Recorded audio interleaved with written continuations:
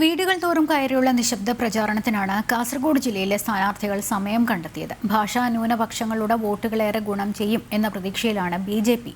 തെരഞ്ഞെടുപ്പിനെ നേരിടുന്നത്. 8 കേന്ദ്രങ്ങളിലായാണ് കാസർഗോഡ് ജില്ലയിൽ പോളിംഗ് സാമഗ്രികളുടെ വിതരണം പൂർത്തിയായത്. വൈകുന്നേരത്തോടെ പോളിംഗ് സാമഗ്രികളുമായി ഉദ്യോഗസ്ഥരെല്ലാം തന്നെ പോളിംഗ് ബൂത്തുകളിലെത്തി. സ്വതന്ത്രവും നീതിയുക്തവുമായ തെരഞ്ഞെടുപ്പ് ഉറപ്പാക്കുന്നതിന് കൃത്യമായ പോലീസ് വിന്യാസം നടപ്പാക്കിയതായി ജില്ലാ പോലീസ് സൂപ്രണ്ട് അറിയിച്ചു. 3000 ആൾക്കാരെ ഡിപ്ലോയ് ചെയ്തിട്ടുണ്ട്. അതല്ലാതെ നമ്മൾ 500 സ്ട്രൈക്കിംഗ് ഫോഴ്സ് മാത്രം ഡിപ്ലോയ് ചെയ്തിട്ടുണ്ട്.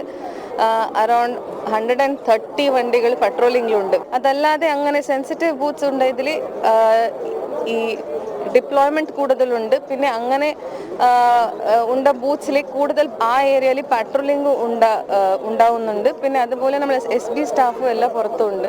സോ ഒരു ഇഷ്യൂ ആവാത്ത രീതിയിൽ നമ്മൾ അറേഞ്ച്മെന്റ് ചെയ്തിട്ടുണ്ട്. തെരഞ്ഞെടുപ്പിന്റെ തലേ ദിവസമായ ഇന്ന് നിശബ്ദ പ്രചരണത്തിനാണ് സ്ഥാനാർത്ഥികൾ സമയം കണ്ടെത്തിയത്. കാസർഗോഡ് ജില്ലയിലെ പ്രധാന പ്രതിപക്ഷമാകാൻ സാധിക്കുമെന്ന പ്രതീക്ഷയിലാണ് NDA. നാളെ രാവിലെ 7 മണിയോടെയാണ് തെരഞ്ഞെടുപ്പ് ആരംഭിക്കുക.